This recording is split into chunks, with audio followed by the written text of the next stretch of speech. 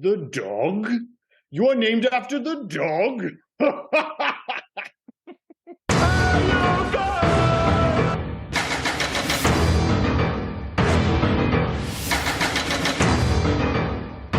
I'm Liam, this is Rob, and welcome to the You Guys podcast. This week, to celebrate the upcoming release of The Dial of Destiny, we thought it fitting to complete our look back at the original trilogy with 1989's Indiana Jones and the Last Crusade, what for some at least is considered the best Indiana Jones movie. I mean, that's wrong, of course, but everyone is entitled to their opinion, including Rob. So, Rob, where does this rate on your list of Indiana Jones movies?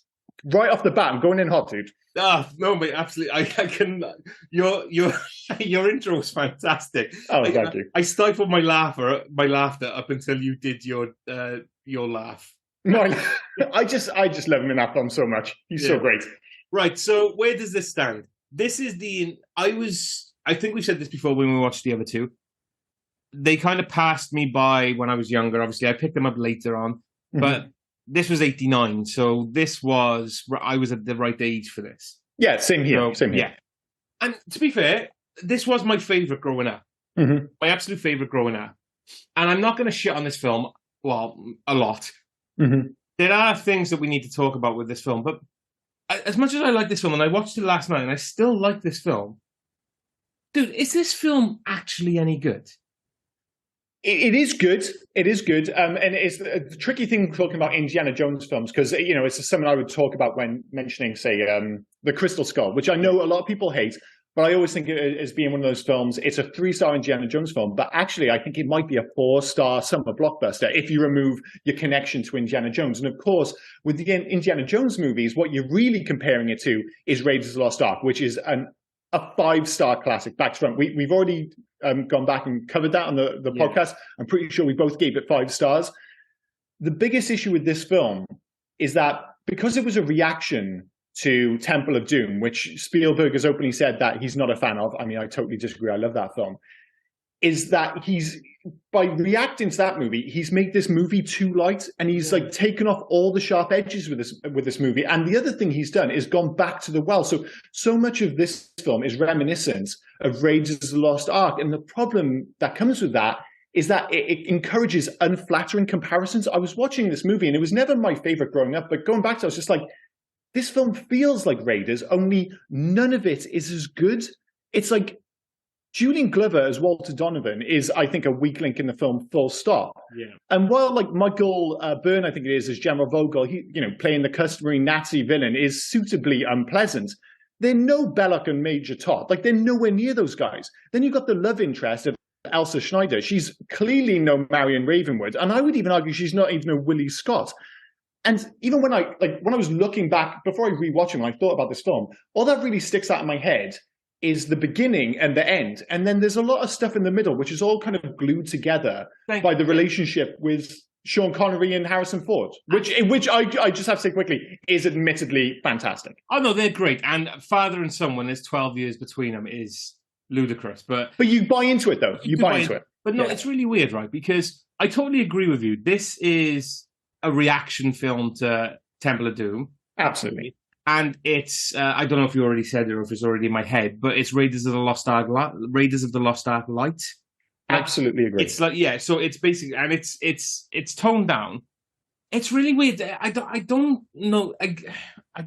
It's really weird. I don't know my feelings towards it because I have fun watching it. I do have fun watching it. Yeah, totally. I love the action scenes. I love the adventure side of it. The fact that an archaeologist does all this is ridiculous. But it just feels like a nothing movie when you're watching it. It just feels like just a throwaway. It's really weird. It's odd because I know what you mean, but then equally it's also very important. And as I said, I actually think it has this amazing intro and it has almost a perfect finale. Certainly with them like riding off into the sunset is very on the nose, but it's also really quite perfect for Indiana Jones. I know there were subsequent films and stuff like that, but certainly back at the time, you're like, any other movie might not have got away with them all riding off into the sunset. But in this, with the music, it all just feels right.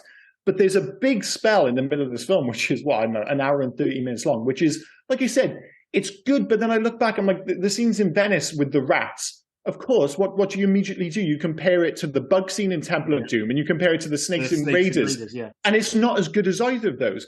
The speedboat chase is kind of whatever. They randomly, like the scene when they go into Berlin just kind of happens.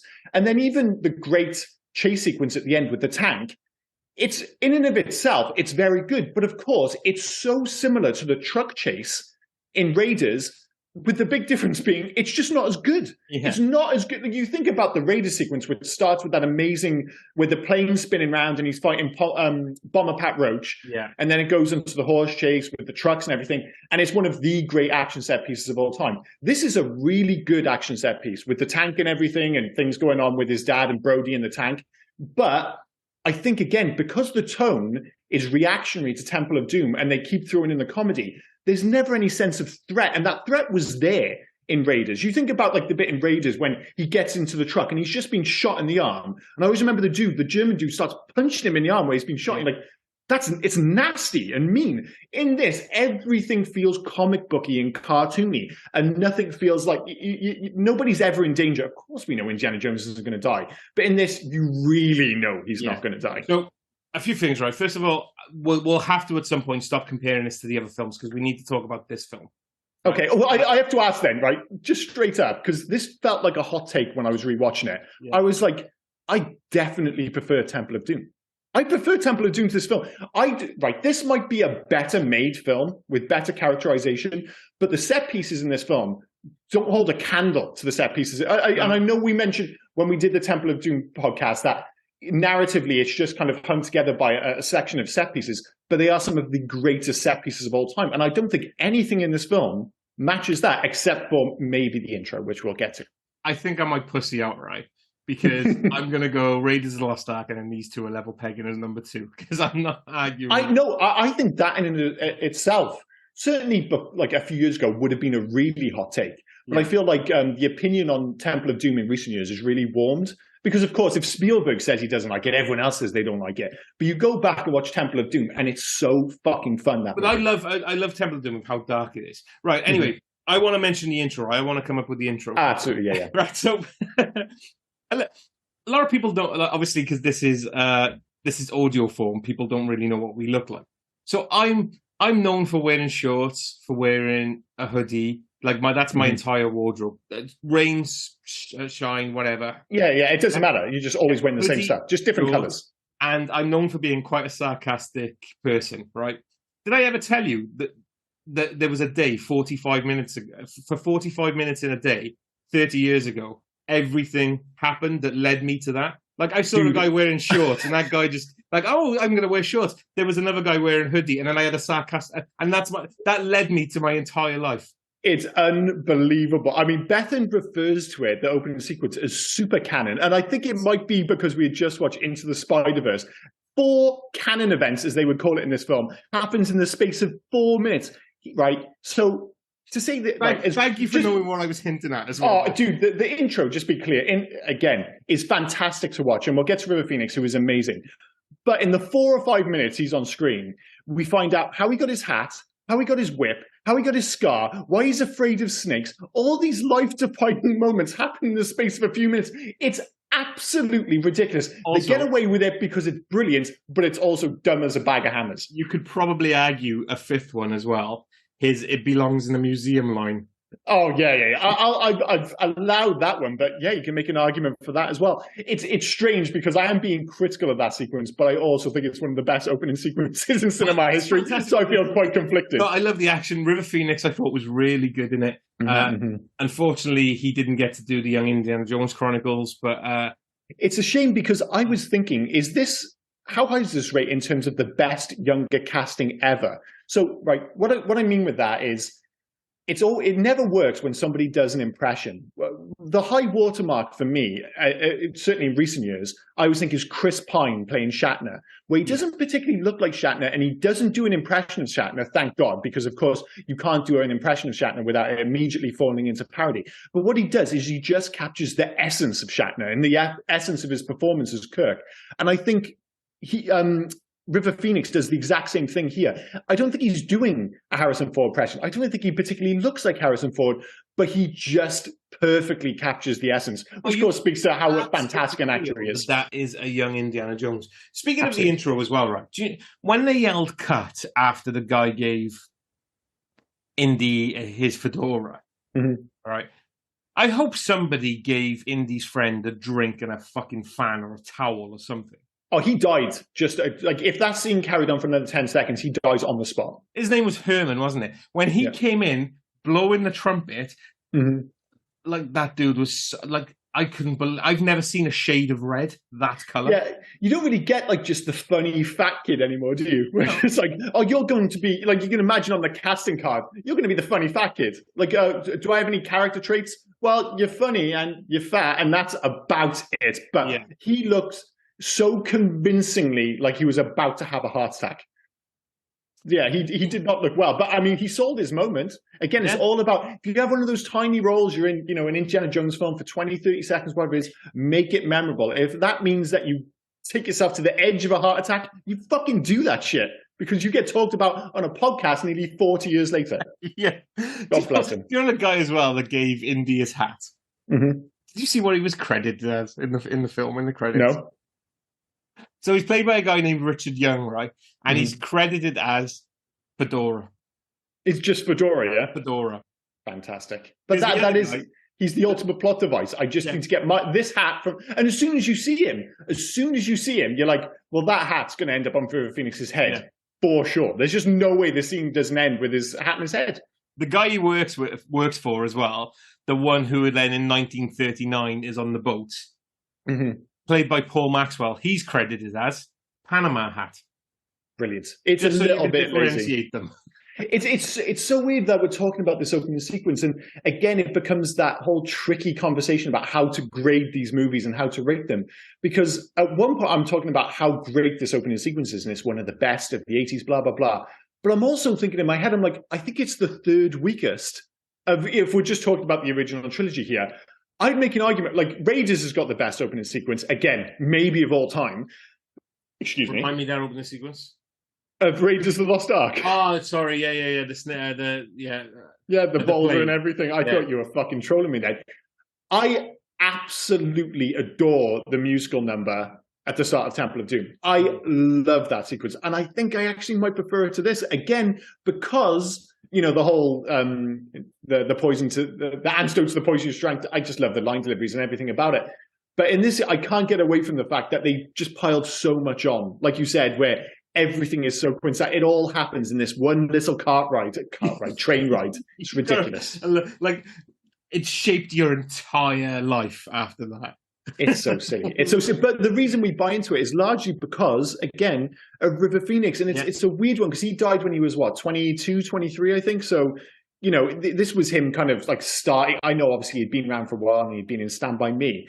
But how big a star do you think River Phoenix would have been? Would he have been like Brad Pitt big, or would he have even been like Generation X's Marlon Brando big? Because it felt like he was the biggest deal of the bunch. He was on the way, wasn't he? I mean, the thing is, you never can tell, can you? No, you can't. It's like the James Dean effect.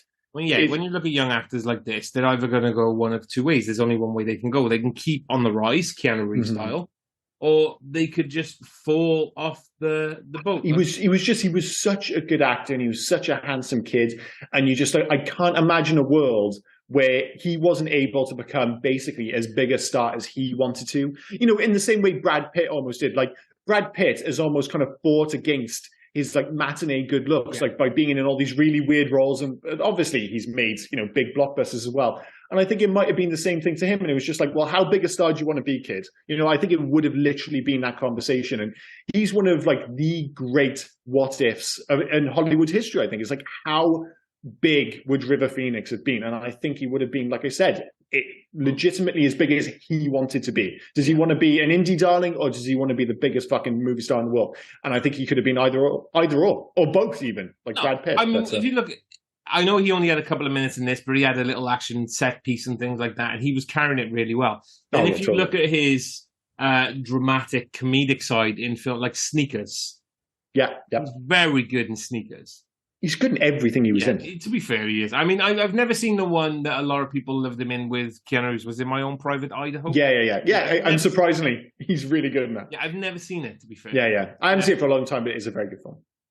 But yeah, it's, again, you know, because we did open with quite a lot of criticism to this film, and it was I going into this, because like always, we don't talk about the movie before we literally sit down. We press record and we find out what we both think of it.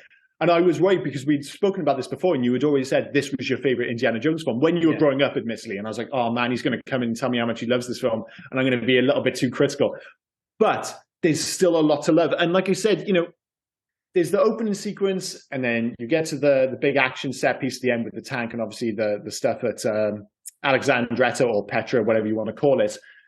But what really holds the rest of the film together and makes it so watchable, because as I said, I think a lot of the action set pieces are a little bit whatever by Indiana Jones standards, is that relationship with Connery. And it's the reason I think a lot of people, I know, who's this fucking Sean Connery guy? I got so much stick. Oh, rightly so, for forgetting Sean Connery's name last week. I couldn't believe it when I was this, right. You were, and this motherfucker was trying to make out that me mixing up John Woo movies was somehow worse than you forgetting Sean Connery's name. But although, admittedly, in the same podcast, I did forget Robin Williams' name. So we just had, it was like we just had a combined brain fart last week. It was just one of those episodes. And then when you said we were doing Crusade, I was like, you're going to make me do fucking Connery again. Well, you really should have it in your head now. You should be absolutely fine. But no, you're right. The relationship between, they sell father and son perfectly. Like as soon as Henry Jones comes on screen, Indiana goes straight back to that River Phoenix side of it, where it's just his dad. And to be fair, Harrison Ford is selling it so well. Oh, he's great. And it was the choice they made. I mean, first and foremost, talk about genius casting. Getting James Bond as Indy's dad is so audacious. You know, the idea that originally Indiana Jones, Spielberg wanted to direct a James Bond movie. Yeah. And it was George Lucas who came in and said, oh, don't worry about that. Make this instead. He did his James Bond-esque at the beginning of Temple of Doom, didn't he? That was his James Bond introduction. With the white suit Harrison and everything. With the white suit walking yeah. But, you know, this film is literally James Bond's his dad. But it's, I mean, for one, obviously it's one of the great double acts of the 80s.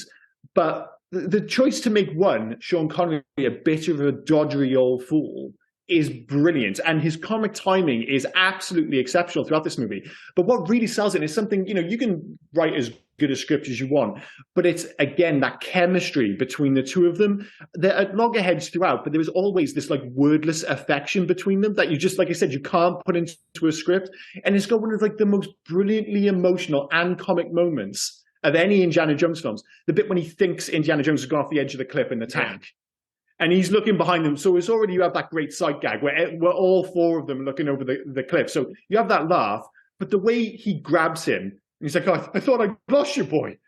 And it's just the way he delivers that line. It's so emotional. And it's one of the great man hugs in cinema history, because it's like he's so caught up in the moment, but then he remembers who he is in their relationship and kind of pushes him off him and says, come on, let's get going, kind of thing. Forget about all that emotion.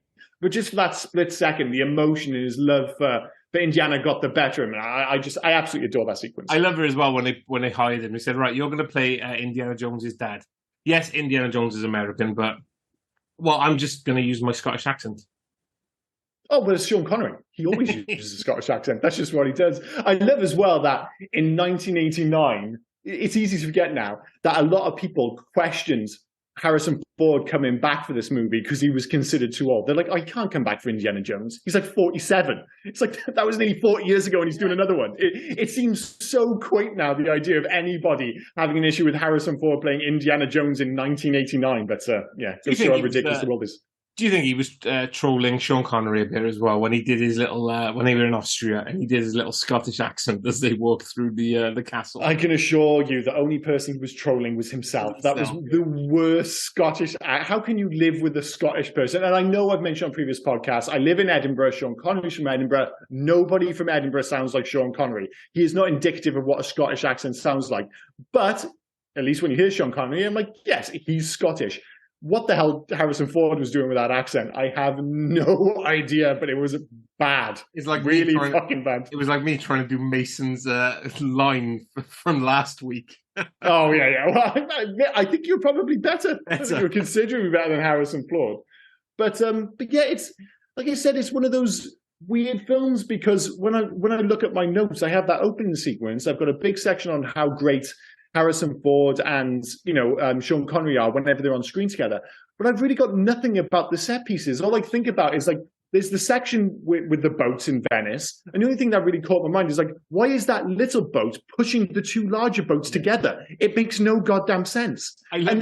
Sorry, carry on. Sorry, no, I love this. We've never actually talked.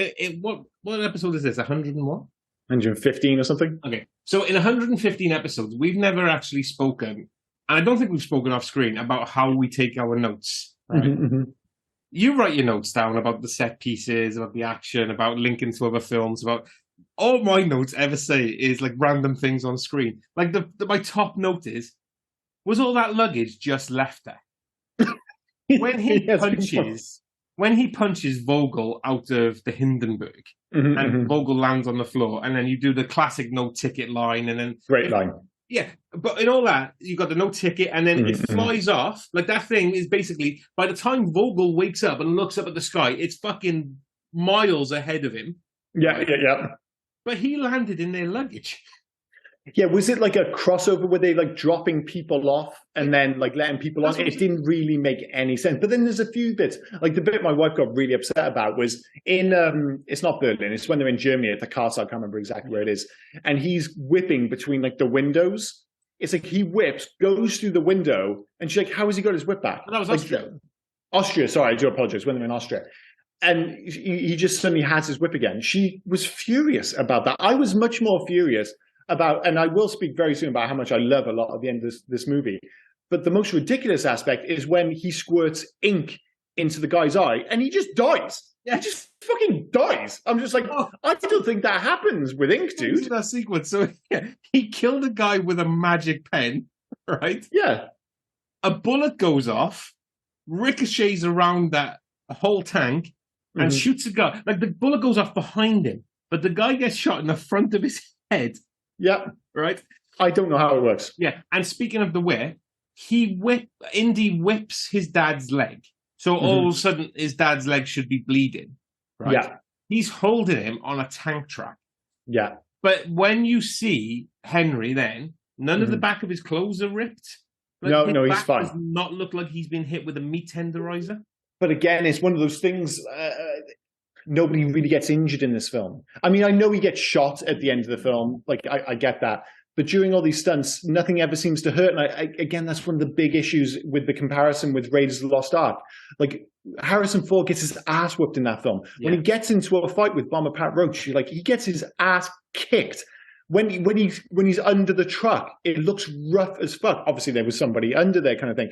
But, he gets shot in his arm, and by the end, it's like that great sequence with him and Marion back on the ship when she's kissing him, and everything hurts, and he bangs his head, and obviously they play it for laughs. But he takes off his shirt, and they're showing you the effects of his lifestyle. He is battered and bruised. In this, you never really get that. You still get, he's still sweaty. And the great thing about Indiana Jones is that he always looks like he's living by the skin of his teeth. Like, one of the great things Harrison Ford does is his reactions. And he does it in all three movies, but I really noticed in this one. It's like whenever something amazing happens, he always has that wry smile, which only Harrison Ford can apparently do. And he almost like looks at the screen as if saying, I can't believe it's working either. And it just makes him so much more relatable than that character should be.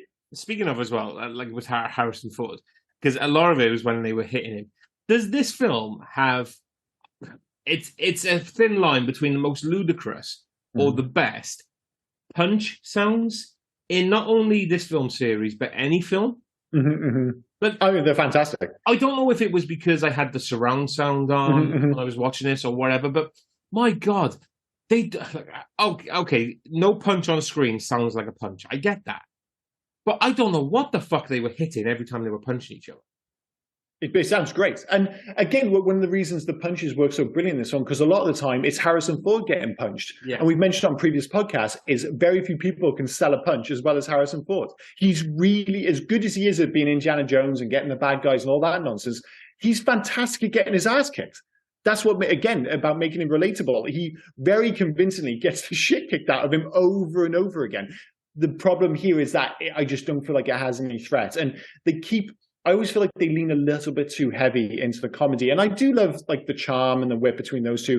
But it's like Brody, for instance. Is Brody required in this movie beyond being a plot device? I got to be honest, I don't particularly like him in this film. The only thing Brody did was give me my favorite thing, my favorite scene in this film, because I've never noticed it before. When they're sneaking up on the Germans and that dude gets his head cut off and they're hiding behind the rocks, and then the German sneaks up, Brody sees him first, they have this little routine where the gun points and then Brody does this with his head as if to say move.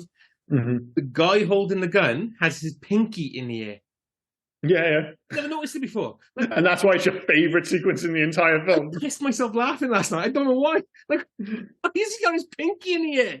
I mean, there's some good stuff. I just think he's in it too much because it makes the stuff with him and Sean Connery in particular, it gets really broad with the comedy, and I'm not too keen on it. But I like the stuff when they're just like, Harrison Ford's like talking about Brody. It's like, he can blend in everywhere. He's probably 1,000 miles, and they cut to Brody, and he's like fumbling around the city like an idiot.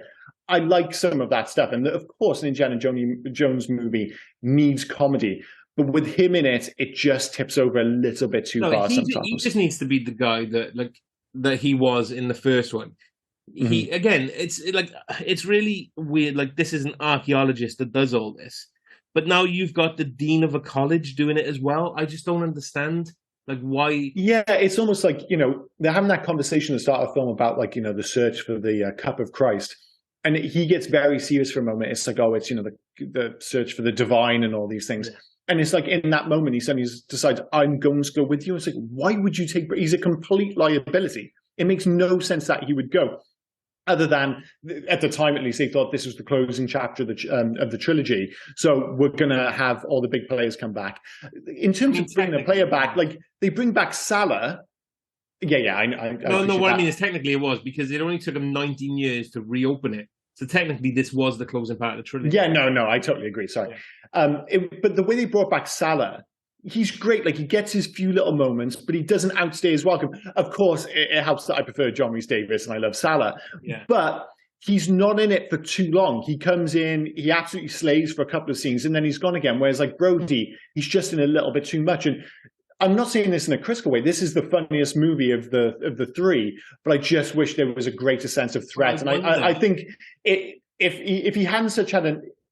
there hadn't been such a negative response to the darkness of Indiana Jones and the Temple of Doom, I think this would have been a better movie. And I think it would have been closer to Raiders in terms of tone. You can make a film light and you can make a film fun without shoehorning comedy in. Exactly. Like, and I get it. I mean, some of the comedic moments were good. Again, with Salah, where he was going like, run. What? Here's my papers, run. And he's doing it. He's so good in that sequence. It's very good. And like the one you did at the beginning, you named the dog Indy. Yeah. You were named after the dog. It's so good. And you find out, like, that's one of the last things. That's like one of the last lines in the movie. And it's brilliant. And right, what I think of is the comparison in terms of going too far down the comedic route and thinking too much about the family audience aspect of it is the difference between Ghostbusters 1 and Ghostbusters 2. Now, Ghostbusters 1 is a very funny movie, but Ghostbusters 1 still has that adult, for lack of a better term, adult element to it. There's that sense of threat. Whereas Ghostbusters 2, suddenly it's just like, we're making a family film now. And suddenly, like, the jokes feel broader. They take off all the kind of, sharp edges. And suddenly that sense of threat and thrill kind of goes with it. And it's one of the reasons that Ghostbusters 2 never lived up to the first one. And I think, although not as egregious as the Ghostbusters 1 to 2 transition, I think you've got a similar problem here. And I just think why couldn't you have just gone back to the tone of Raiders of the Lost Ark rather than kind of overcompensating for Temple and going so far down the comedic route? Again, I have to be aware that while we are criticizing this film, I do really love this film. It's really good, but you can't help but compare it to what's come before. And rewatching it now, I was like, there's a reason that this is the one I've seen the least, and the one where I was like, why can't I remember as much of this as I can of Raiders and Temple of Doom? And like I said, it's because for an hour, it's a little bit whatever. But that's the problem you get with trilogies. And no trilogy is as strong as, like, you're always going to have the weaker side of it. Not to say that it's not a good trilogy, all the films don't do well, but you're always going to have the weaker film. Now, unfortunately, I do think, like, I love this film growing up. I still think this is a great film. But is this film as good as the other two? I don't know. I'm sorry.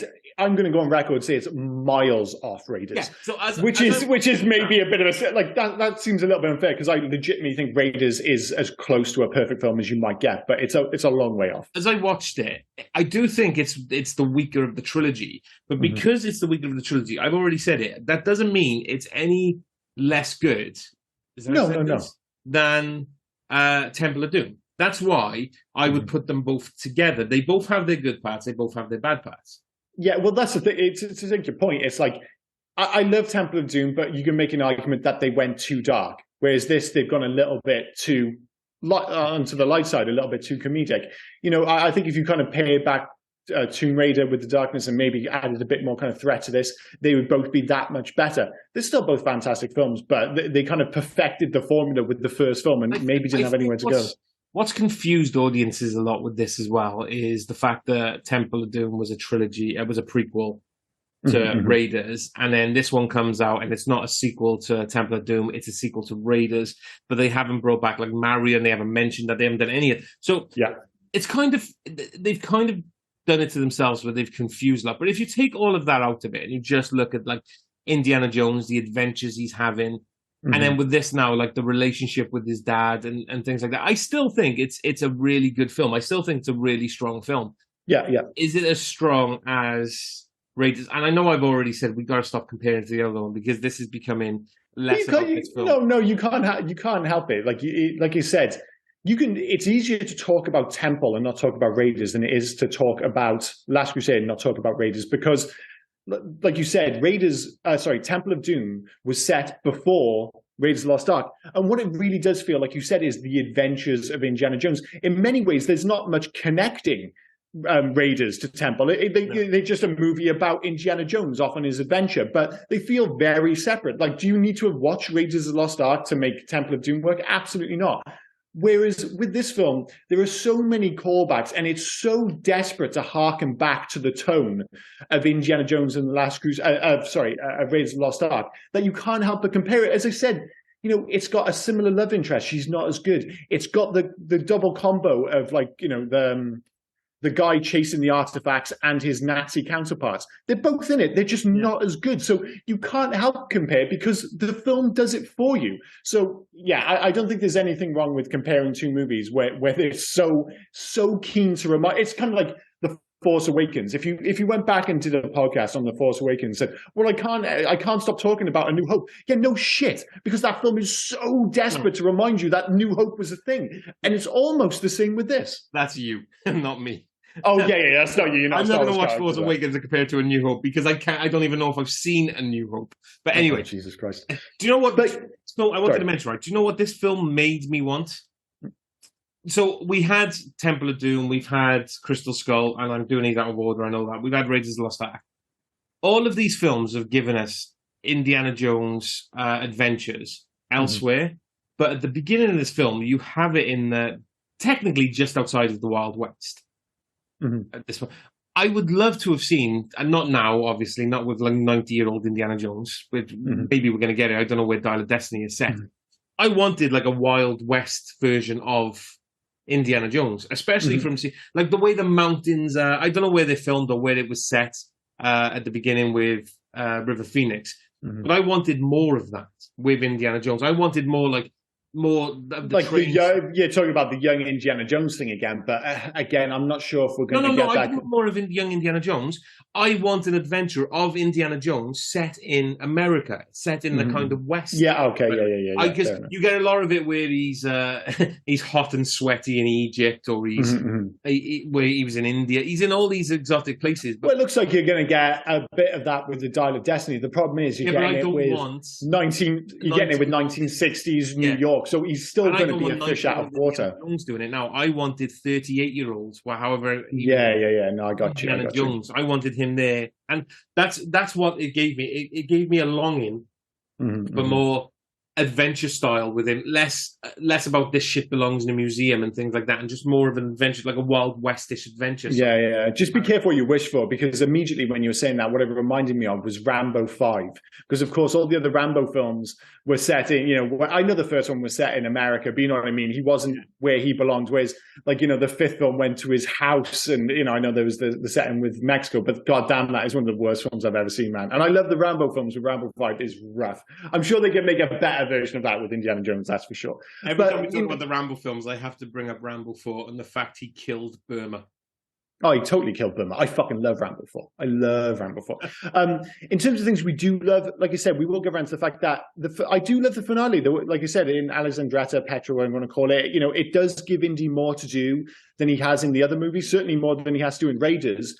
But the issue is, it all gets a little bit Goonies. I mean, you get the bit with the penitent man kneels before God, but does the penitent man also roll? I don't know. Indiana Jones, if he hadn't rolled, he would have been cut in half.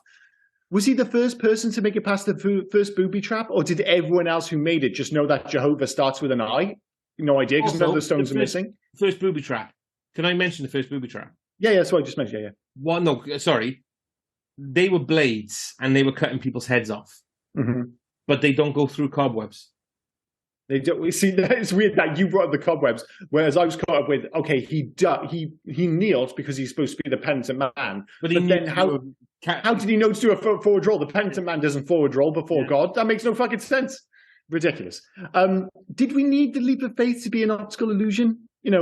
Is it to like ground that sequence? Like, I'm not sure if you need to ground a sequence when you have a 700-year-old knight waiting around the corner. Also, are you telling me every person has tried to do that? Mm-hmm. But not, I don't know, looked at it, because an optical illusion works if you're staring at it, but if you look at it from a different angle, nobody's just leaned and gone, wait a minute, no, this is just a walkway. This is telling easy. Me nobody's taken a knee and just gone, what the fuck, how do I get across? Oh, hang on, no, there's a bridge there. I just don't, as far as I can tell, like I said, I have to assume that everybody gets killed at the blades. Everybody gets killed at the blades. Nobody knows about the penitent man, and certainly nobody knows about the roll, so everybody died at trap. You would absolutely assume that, wouldn't you? Because there is no way anyone has come straight from that walkway and thought, you know what I'm going to do? I'm going to take a step to the right before I walk ahead. Mm-hmm. Because if they just carried on walking, they'd walk across the bridge. Yeah.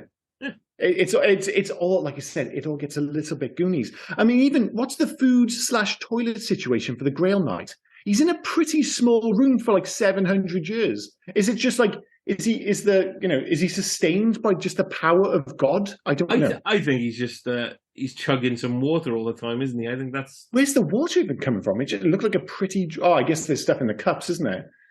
So we'll put it down to Jesus stuff and just kind of leave it at that, I suppose. He's using the Grail in the refillable well, I guess, that well. I guess so. So he's just surviving on what is, God, how long has he been there as well? He was 700 years. 700 years, yeah.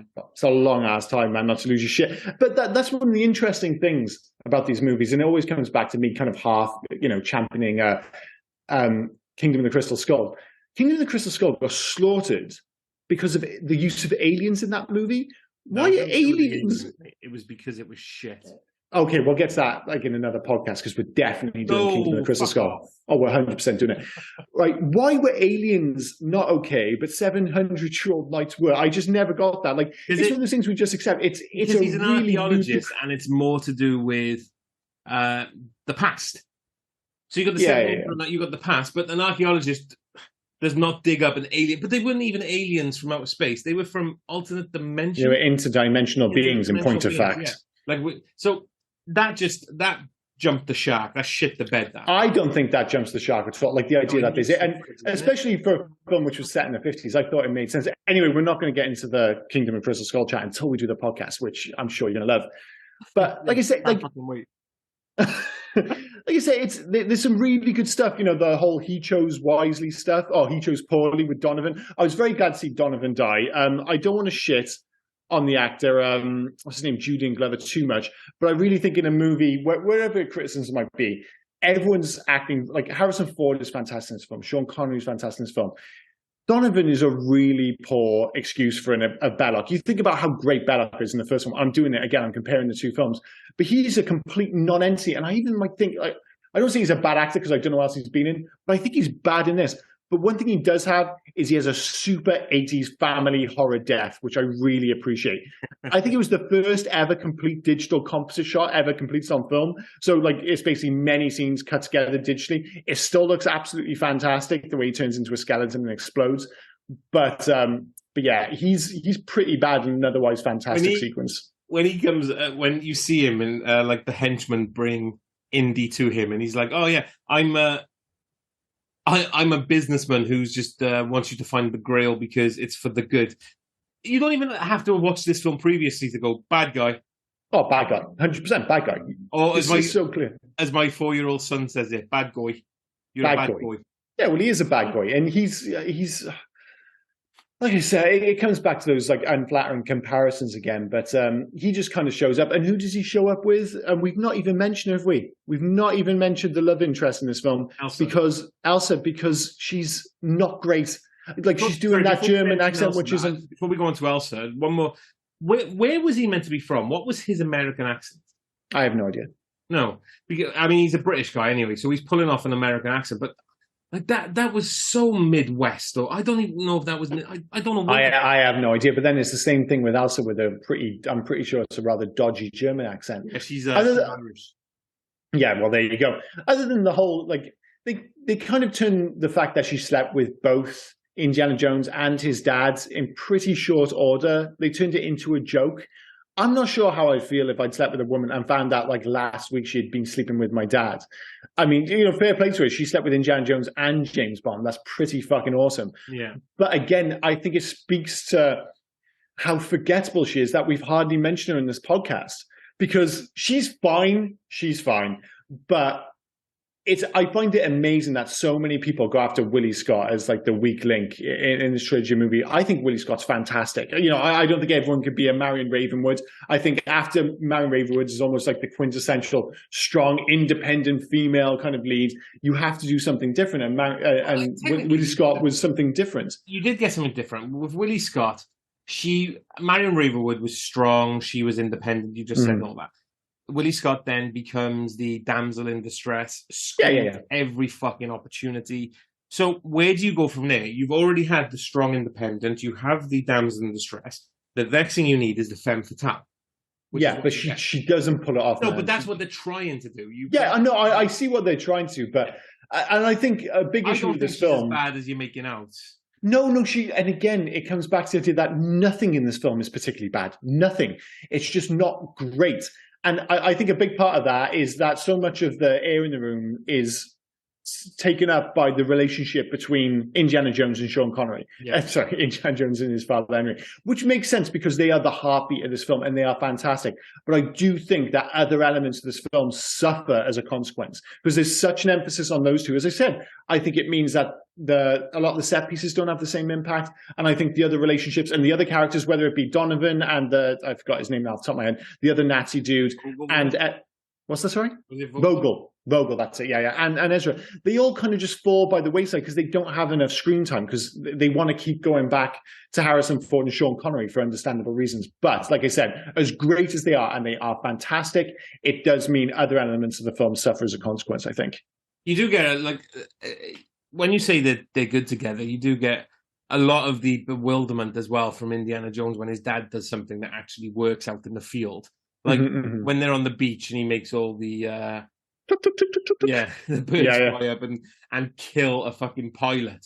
They kill the shit out of him. And the things and obviously, I know you don't see it with Indiana Jones, but when he kills a guy with a fountain pen ink, or he shoots a side gun on the tank and it just happens to have a nuclear warhead in it because it took out that fucking truck like I have never seen. Yeah, it really did. Again, because it's going for a more comedic style. So like the action set pieces, they're definitely more comedic in this film. And that's when they're often playing for laughs rather than impact, which is fine, but it is what it is. I think we've covered most of the film. Do you want to go on to favourite scene? I know you said that scene earlier was your favourite scene. I refuse to believe that was your favourite scene. That's not my favourite scene. Yeah, that's fair enough. Well, I mean, it does seem odd to pick one without Ford or Connery in it, but I still think for me it's probably the opening sequence. And I know we made jokes about it being super canon and stuff, but it's such a great like opening to the sequence. I love River Phoenix in it, and I know they throw a lot into it, but it's beautifully shot. And like you said, I love the location, and that's what made me want more of that. I wanted more of that. Yeah, and I love that final transition when he puts the hat on his head, then it cuts directly to Harrison Ford on the boat. I absolutely adore it. I know I've already said that it's not my favorite opening sequence in an Indiana Jones film, but it's probably my favorite sequence in this movie. Yeah. Do you know what? I will mention my favorite scene. That or the hug, as I mentioned. The hug. I love the hug. Before I do my favorite scene, we didn't even mention the Sultan was played by Alexei Sayle. Oh, yeah, that was weird. How the fuck did that happen? The dude from The Young Ones. It was still the 80s. Yeah. These things happened, just bizarre casting, the kind of shit you would just never get today. Where you're just like, wait, is that allowed even? Yeah, dude, I know it was 89, but it was still the 80s. This shit just happened. It's fine. Favorite scene is the plane chasing Indy and his dad, and then thinking that he can fit through a tunnel and losing his wings and guiding through. And what was his plan there? He's supposed to be a pilot. Like, he's chasing them. He can surely see that mountain coming. He was never going to pull up in time. No. He was always going to die. Yeah. It was the stupid. And then he's in the tunnel looking all dumbfounded. He's like, well, what did you think was going to happen, dude? It's amazing you've survived this long.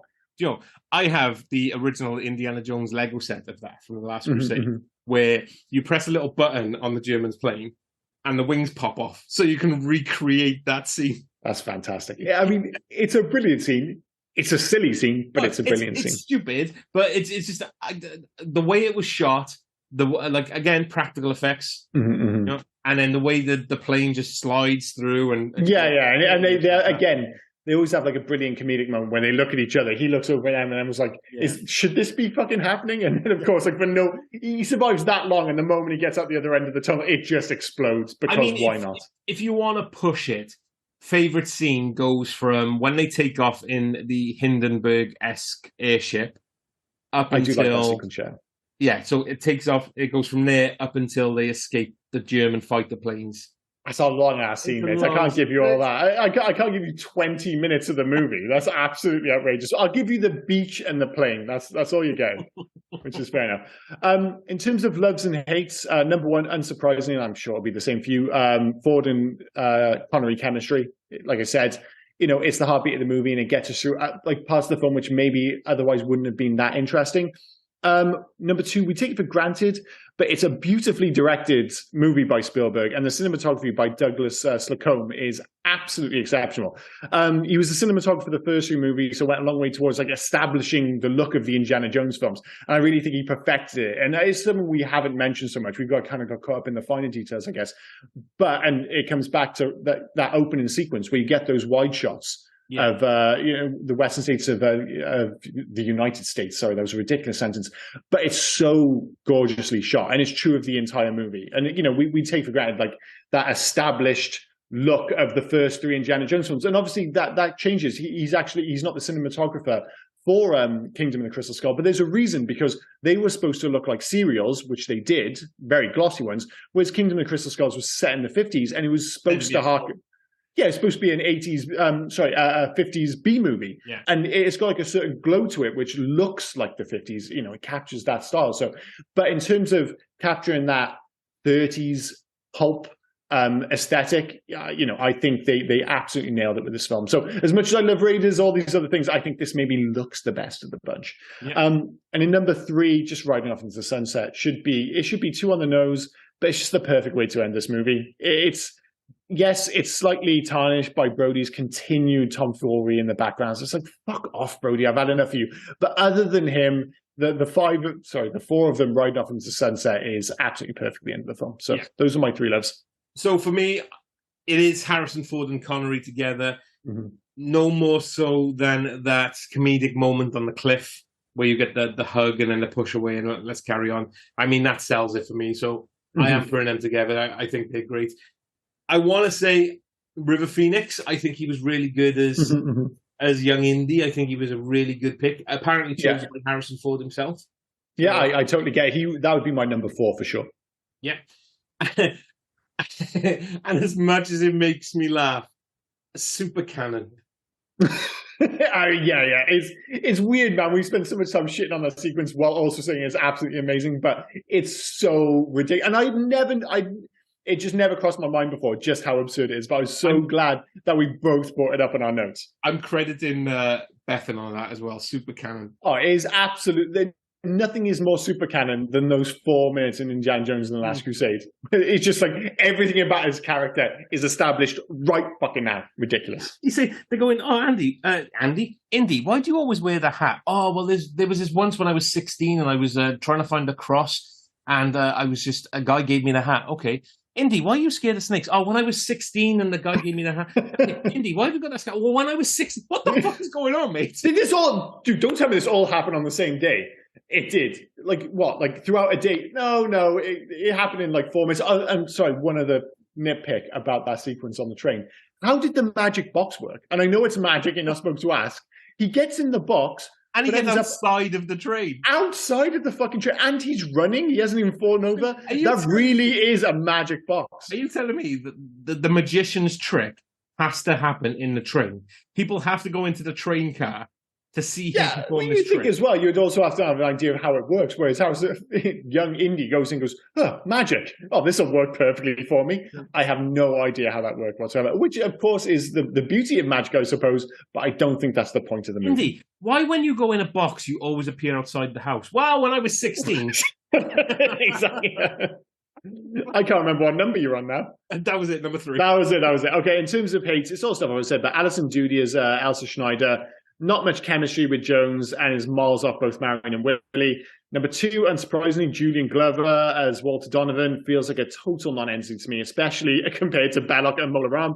And 3, the biggest issue, I think, of the movie, it totally overcorrects after the darkness of Temple and lacks any of the threat that was totally apparent in Raiders of the Lost Ark. That's the biggest issue for me. So for me, it was the bad guys. All of them.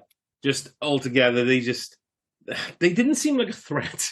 As Nazis, they didn't seem like a threat. He looked the part, Vogel. Like, he looked mean. He snarled plenty, but again, it was a more comedic snarl. You think of, was it Tot? Is that how you pronounce his name in the first one? Yeah. You think about that sequence with, like, the coat hanger. Yeah. That had fucking threat to it.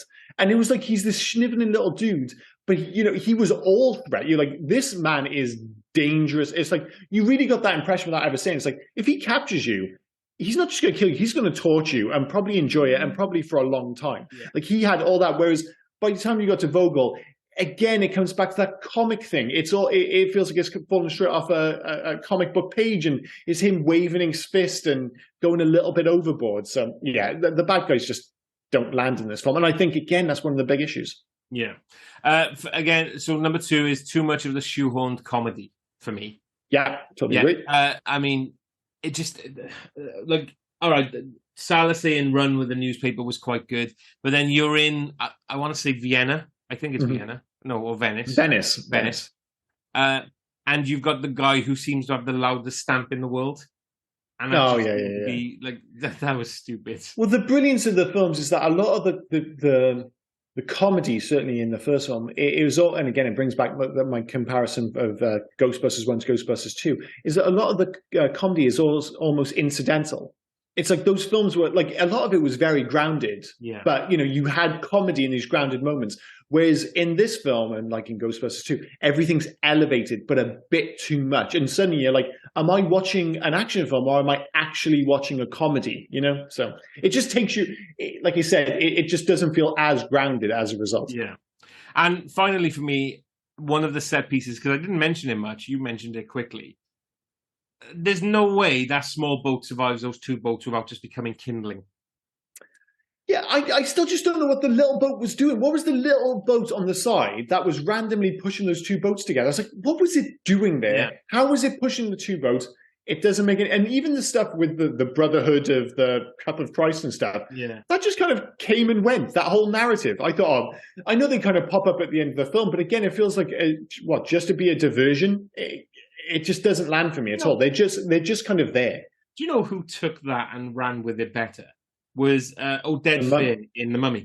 The Mummy, 100%. Yeah. That's how you do that. Yeah, they took that brotherhood thing and they ran with it, and they did that much better than what you. And they had a better actor. Who was that fucking super handsome dude in the film? Oh, Dead Fair. Oh, dude, man, he's fucking great. Yeah. Everybody in The Mummy in 1999 is just gorgeous. Everyone's gorgeous in that film. Oh, we have to do The Mummy. We absolutely have to do. And I'm talking about doing Kingdom of the Crystal Skulls. Let's do The fucking Mummy instead. It's a much better film. That is a great film. Although, again, I've not seen it for a while, but man, to be fair, I am confident to say I think that holds up. I think it will. There might be one or two moments of CG, but there's no way that suddenly I'm like, oh, Brendan Fraser wasn't as good in this film as I remember. There's no fucking way. There's just no way. He's so good. Anyway, sorry, I'm getting so. It's like now I'm like, oh, I'm watching Last Crusade. It's like, is The Mummy a better movie than that? I'm not going to get caught up in that conversation. I just want to see the Brendan Fraser kit-up scene there as well, where he rolls out his bedroll and is just full of guns. Dude, that film's dope. That film's dope. Is that all your hates? That's all my hates. So, alternative titles. Sure, every time I say there can't be any, there are like 9. There aren't. Move on. Finally, there couldn't be. You can't rename The Last Crusade. Facts. Want to pick your favourites? I do have some facts. I do indeed. So, as with the other Indiana Jones movies, Harrison Ford did many of his own stunts. According to stuntman Vic Armstrong, he had to pull Ford to one side and ask him to let him do some work because Ford was doing so much of the action himself. Armstrong later said if he wasn't such a great actor, he would have made a really great stuntman. Stuntman? Totally Stuntman. Yeah, he's just got great physicality. Yeah. Harrison Ford cut his chin in a car accident in Southern California when he was about 20 years old. So in the movie, the cut is explained by young Indiana Jones cutting his chin with a whip. We didn't mention the fact he gets the whip as well, did we? Did we have that? I don't think we did. No. Oh, yeah. That's right. How do we not mention the fact that he gets the whip? Yeah. I might have mentioned it. I certainly had it written down. I might have skipped over it. He cuts his chin. Yeah. Gets his hat. Yeah. Snakes. Did you say whip? The whip before? I might have said whip. Doesn't matter. But yeah, he gets the whip, needless to say. Okay. Fucking ridiculous. I love it though. He's cut his chin, so they explain it. But he didn't have a cut chin in the first one. Did he? Wait, no, because in the first film, he was like 30-something years old, wasn't he? Yeah, but he cut his chin before they filmed this. Oh, I see. That's why Sorry. they explained the cut in his chin now, because he didn't. Yeah. No, I got you. The first one. Yeah, I don't know. Silly stuff. This I would love to have seen. Sean Connery and Harrison Ford wore no trousers during the shooting of the entire Zeppelin sequence. Because they're both sweaty boys. Very hot studio, and Connery didn't want to sweat too much. Yeah, I mean, they both look like sweaty boys. Both Connery and Harrison Ford are proper sweaty boys. So I had in their pants, just yeah, do what's needed, just to look chilled out. Totally. What else have we got here? For the scene at the Nazi rally in Berlin, where Indiana confronts Elsa and steals back the diary, Steven Spielberg had all of the extras who did the Nazi salute simultaneously put their other arm behind their back and cross their fingers. Fair enough, considering his history, I suppose. When shooting in Venice, they were allowed to have complete control of the Grand Canal from 7 a.m. to 1 p.m. for one day. That is, if you've been to Venice, that is a miracle that they got that. It's one of the busiest places on earth. Like rewatching it, I was like, it's interesting because you watch it, it's like, oh, I walked down that street, I went over that bridge, blah, blah, blah. But when I was there was millions of people, and it's just amazing that they got so much control over it.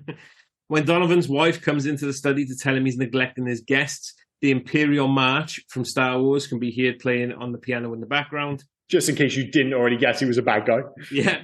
Julian Glover, who played Donovan, played General Veers, the leader of the ground attack forces on Hoth in The Empire Strikes Back. Oh, shit. Yeah, of course. Yeah. No, I can totally see it now. Yeah, totally. Yeah. What else have we got here? Watching Indiana wrestle with Colonel Vogel, the soldier at the periscope tells his teammates in German, Die Amerikaner, die kämpfen wie Weiber. The Americans, they fight like girls. Brilliant. And I'm sorry, I butchered that German. But maybe. Yeah. No Germans on this podcast, you're fine. When Indiana's bag is caught in a tank's gun and is being dragged along the wall, no stuntman was used. Harrison Ford did it himself. The crew just went along with shovels, tipping dirt and clay on him from above. Awesome. Yeah, when he comes up from that sequence, he really does look like he's been through the ringer, admittedly. He's covered in sweat and filth. I was like, yeah, fair play. He's done some work there.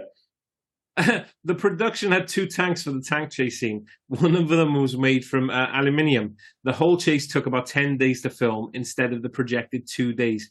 Yeah, because every time somebody stepped on that other one, it probably just dented. Yeah, probably would have crumpled for sure. What else have we got here? Indiana's leap from horse to tank was performed by legendary stuntman Vic Armstrong. So the only thing he got to do that day, I guess. It's a great stunt, though. Yeah. Great stunt. Again, like thinking back at it, it's like we shat on that sequence a little bit. It's a great sequence. It's just not as good as the one in Raiders. Sorry. And the only other one then, Harrison Ford and Connery passed up 3 subsequent opportunities to work together. Connery accepted a role in A Hunt for Red October, while Ford declined the role of Jack Ryan, which went to Alec Baldwin. Ford later took over the role in the Patriot Games. Ford and Connery both declined the roles of Alan Grant and John Hammond in Jurassic Park. Connery declined to come back from retirement to reprise the role of Henry Sr. in Crystal Skull. It's good that they just had that moment on screen together. Yeah. They were great, like you said, they were great in this film. I'm glad it ended where it did. And I think the strongest part of Indiana Jones is when they feel relatively separate. When it, like you said, I think you said best, the adventures of Indiana Jones. I think that's when the movies are at their best. I'm not trying to add all this connective tissue. Just lastly then, so Ronald Lacey, who played Ronald Lacey played Heinrich Himmler in the Berlin Parade. He was Tot in Raiders of the Lost Ark. Oh, I didn't notice that. And he is seen behind his friend Michael Sheard, who plays Adolf Hitler in the film. And isn't Bomber Pat Roach, because he played obviously the big German in Raiders of the Lost Ark. He played the big. He died, didn't he? Before. They filmed a scene for him in this. He was going to be in all 3 films, but they cut the sequence. I'm pretty sure he played a Nazi in this one, but the sequence was cut. Let me just see if I got that one on my notes. Just in case. I'm sure we brought that up on the Raiders podcast. I think we brought it up on the other one. Because we definitely brought it up on Temple, because it's just one of those 80s things that would never happen again. Bomber Pat Roach playing a giant Indian man. It's just in full, make no mistake, brown face. And it's just, we just accept it. Although admittedly, really convincing brown face. I didn't know it was Bomber Pat Roach growing up. I just thought it was just a big, muscly Indian dude. Obviously not. But the only one I got here for you, Harrison Ford and Pat Roach are the only actors to appear in the first 3 movies. Roach played Giant Sherpa and First Mechanic in Raiders of the Lost Ark, Chief Guard in Indiana Jones and the Temple of Doom. A scene was filmed where Indiana Jones knocks him unconscious aboard the Zeppelin, extending a running joke in the franchise of Ford's character knocking down Roach's character in every movie. However, the scene was not used in the final cut, so the only presence of Roach remaining in the movie is a shot of him running behind Vogel towards the Zeppelin. He's still in there? Yeah. This is also the last movie in the franchise with Roach, who died in 2004. Yeah, there you go. In terms of legacy, I mean, this is going to be interesting, but some still say it's the best Indiana Jones films. A lot of people do. I think we can unequivocally say it isn't. It just isn't. But a lot of people think it is. Some say it should have been the last time we saw Indy. You could make an argument for that. I think a lot of people would say. A very good argument. Definitely the most family-friendly of the saga, that goes without saying. I still think it's more famous for getting Indy and Bond together on screen than the movie itself. As I said, I think that relationship between them overpowers the rest of the film. And I think when people look back and think, oh, this is my favorite Indiana Jones film, I think that's what they remember, the stuff with Indiana Jones and Sean Connery. And it's all brilliant. But the rest of the film, maybe not so much. Worst villains and leading lady of the whole saga, I don't think that's up for debate. And I don't care what people say. I know people shit on Willie Scott. She's much better. I don't give a fuck what you say. And for many, this is what they remember River Phoenix for. I know there's like this and Stand By Me and stuff, but I think a lot of people, when they think of River Phoenix, they think of young Indiana Jones. Yeah. In terms of... do you think they cast Sean Patrick Flannery as in the Young Indiana Jones Chronicles? Because he looks remarkably like River Phoenix back then. He does look a bit like him. I wouldn't be surprised. Although it feels like a lot of those guys look very similar in the 90s. It felt like there was a template. In terms of score soundtrack, I don't need to go much of this. It's John Williams, and he absolutely knocks out the park again. Fantastic. It's an absolutely fantastic score. I don't want to rate which ones, because they all just felt like the Indiana Jones scores are all brilliant. And John Williams, I mean, it's amazing. Anyone else, you're like, this would just be his best score. This might be his 8th best score, as is John Williams over it. Like, he's just got so, like, in terms of being success. I can't speak. Being success. I can't say enough. Being successful at what you do. Jesus Christ, what the fuck happened to it? It's like I had a stroke. Sorry, we had to pause the podcast then so Liam could have a word with himself so he could say the word successful. Yeah. You'll only hear me getting that wrong 3 times. In the original cut, I get it wrong 72 times. So the original director's cut of this podcast is 4.5 hours long, but most of it is just me fucking up the word successful, which is quite ironic, of course. But he has to be at the top of the list of maybe anything. Is anyone better at what they do than John Williams? I would say he's... And I don't mean in movies, I mean just fucking, he's going to be up there with like Michael Jordan, Roger Federer. Like, it's just ridiculous. He's the MVP of his craft. Oh, without question. But is he like the MVP of MVPs? Like, he is so good and so unequivocally the best at what he does. I'm not sure, like, you know, when people talk about the best of all time, you know, they talk about, well, you know, Michael Jordan again, they talk about Tiger Woods, all these guys. I'm like, man, I don't think anyone's getting close to John Williams, even like your Hans Zimmers and stuff. But yeah, great work in this anyway. In terms of video games, well, there have been a bunch of Indiana Jones video games of varying quality, and equally quite a few based specifically on Last Crusade. The most famous is undoubtedly the graphic adventure by Lucasfilm Games, which was very well received and still highly thought of. But that kind of game was never actually really my bag, so I never played it. And while I'll be amazed if Rob doesn't give the same answer, yeah, if we are going to do an indie game in 2023, I mean, they surely have to go with Naughty Dog, right? It has to be Naughty Dog. I know it's going to Machine Games, and that game's gone very quiet, by the way. They announced that game, it felt like 3 or 4 years ago, Machine Games. I was looking up on that because I wanted to see if there was any artwork or anything before we get... And they have like literally just disappeared. It's just dropped off the face of the earth. But if we're picking our kind of dream project, it has to go full circle. I am so happy. I know. I thought you would.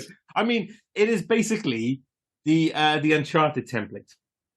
It is. Yeah. And it's not just like the gameplay, the way it's written. I mean, they took so much from Indiana Jones, and if they had that opportunity to come back around, that'd be fantastic. And that's what I'd love to see, because in terms of the future of Indiana Jones, that's where I'd like to see it go. Like, I don't want to see Indy recast.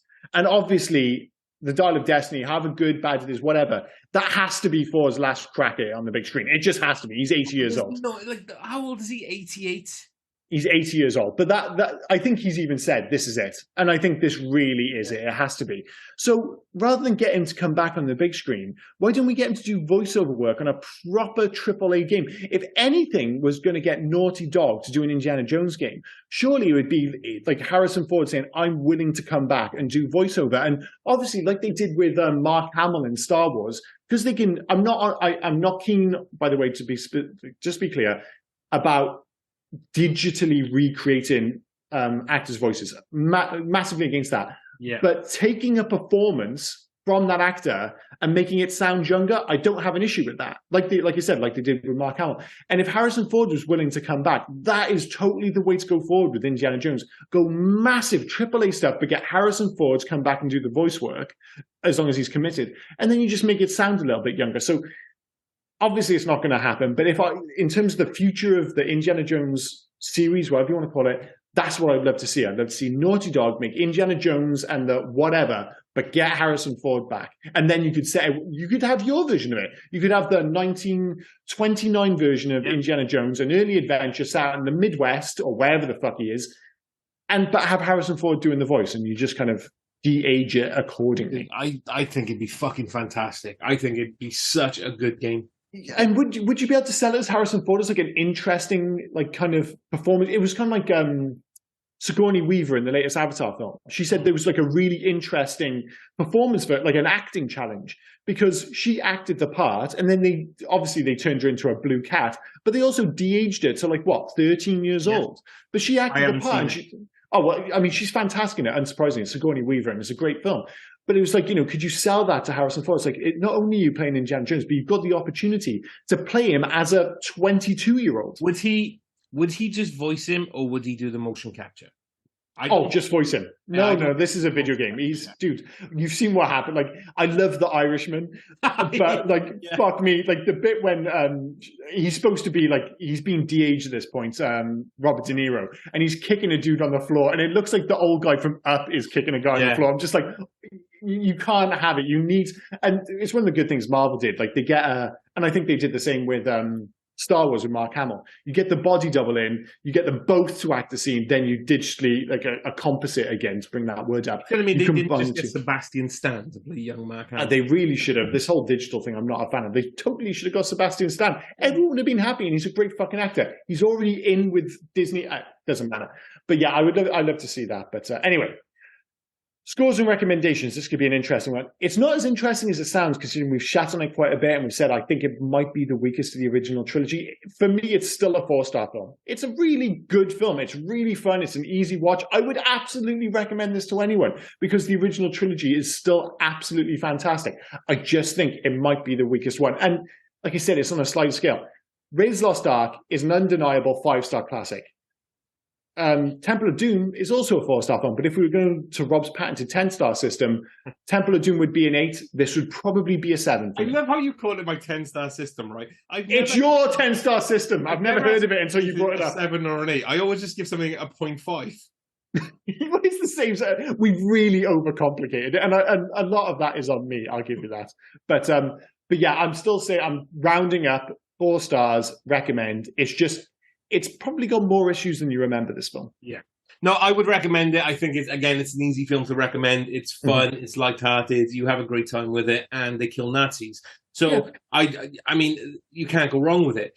And yes, I've already told you that now watching all 3 of them again, I would put Raiders at the top, and then these 2, Temple of Doom and Last Crusade, joint second. Yeah, I don't give this anything other than a 4, considering I gave Temple of Doom a 4. So, yeah, but like I totally agree, and like I said, you know, I feel conflicted because I even said earlier, it's like I still think this is a better made film than Temple of Doom. I just personally think Temple of Doom is a bit more fun. If you gave me the option a year from now, like which one can I rewatch, Temple of Doom or Last Crusade? It's Temple of Doom every time, without question. It's a more fun film, but they're both still really good. They both have their faults. They're both 4-star films. Yeah. So yeah, that's been Indiana Jones and the Last Crusade. What are we doing next week? It is your choice next week, isn't it? It is my choice next week, yeah. Why are you taking that tone? I don't like that tone. Is this because I said we were going to do Crystal Skull at some point? You're going to fuck me over? No, well, I mean, you could take it one of 2 ways, right? Can't stop laughing. You could think, I'm going to fuck you over, but you could also be happy that I've chosen this film. And then you think, oh, hang on, because the film, he is going to fuck it over anyway. I'm actually picking Empire Strikes Back. Yeah, it does feel like you're trolling me. It absolutely does. That's a ridiculous choice coming from you. And I should be happy because I love Empire Strikes Back. It's an absolutely fantastic film. It's almost inarguably the best Star Wars film. But as to whether you're just going to pick this so you can shit on it for an hour and a half, so I don't know. Do you want to hear why I picked it? It's not so I can shit on it. No, I'm sure it's not. I mean, one of the reasons is because sooner or later you're going to do it to me, so I might as well just pull the plaster and get it. Yeah, why not? Why not? Secondly, if you get to choose Star Wars films, it's going to be the ridiculous fucking order that you've made me watch them in. Yeah, what's the order? So we did 1, 3, 6. Yeah, we did 1, 3, 6. That was bonkers, yeah. So it's fucking ridiculous. Which is even worse than it should be because the order of Star Wars is all over the place. It should be 4, 5, 6, 1, 2, 3 instead of 1, 3, 6, 2 or whatever we end up doing next. Don't confuse the fuck out of me. But we're doing this now because when we watched Jedi, and I didn't like Jedi at all, but apparently it was a follow-on like Spider-Verse is now and Fast X is. Empire Strikes Back ended and then this film picked it up. So you actually gave me the film that picked it up and not the one that ends. So now I'd like to go back and see what's going on. Yeah, and this is going to be an interesting one because to bring it back to the film we obviously just covered, you can make an argument that like Empire Strikes Back is so much darker and then they arguably overcompensated because of course we all love Empire now. You know, it's almost universally seen as the best Star Wars film. The royal we. But it didn't make as much money as A New Hope.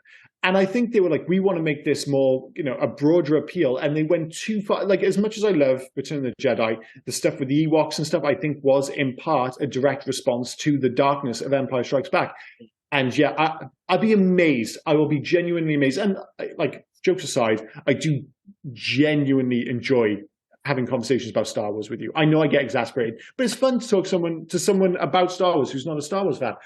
I will be amazed if you don't prefer this to Raiders of the Lost Ark. I'm not going to go on record and say you're going to love Empire Strikes Back because I know you're not a Star Wars guy. Well, but if you don't prefer Empire this over Raiders. Oh, sorry. If you don't prefer Empire over Return of the Jedi, okay. I would genuinely be amazed. I was going to tell you right now, I'm not going to prefer it over Raiders. No, you're definitely not. You're definitely not. I don't know, man. It's really fucking good, but you're not going to prefer it to Raiders. Don't get your hopes up, though. That's all I'm saying, right? No, because I still want to see. No, I definitely need to keep my hopes in check.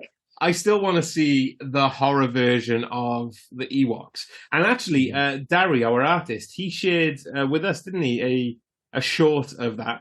Somebody did a short of the horror film with the Ewoks. So yeah, we'll have to. I thought that was actually that was the better Star Wars thing I've seen. Yeah, well, luckily there are no Ewoks in this film, and like you said, like the emotional stakes and the actual stakes are much higher in this film. And it's a better directed film. It's a much better written film. Like, that is one of the things going back to Return of the Jedi. And again, visually, it's so fantastic and so much of it is iconic. But some of the dialogue in that film is rough. Whereas the dialogue in this film is considerably better. Although the best line in the movie is totally ad-libbed by our man Harrison Ford. But we'll get to all that next week. So what I'm looking forward to is seeing the scene just before he gets the liquid metal on him. What makes him have the cum face? Jesus Christ, this podcast is going to be a fucking disaster. If that doesn't put you off, I don't know what. But yes, thank you for joining us for Indiana Jones and the Last Crusade. And please do join us next week for Star Wars Episode 4, Empire Strikes Back. I'm Liam, this has been Rob, and you've been listening to the Hey You Guys podcast. Fucking films in. Bye. Cheers, guys. Bye-bye. Oh, and before we forget, here is Rob with all the finer details. Got to get through those, dude. Yeah, so basically you can find us on Twitter, Instagram, and Facebook at HeyYouGuys80s. We're also on email at HeyYouGuys80s@gmail.com. Please feel free to drop us any recommendations, any corrections or omissions we may have missed from any of the films that we've covered. Just get them in. And also, if you could, please leave us some 5-star reviews. That would really help us.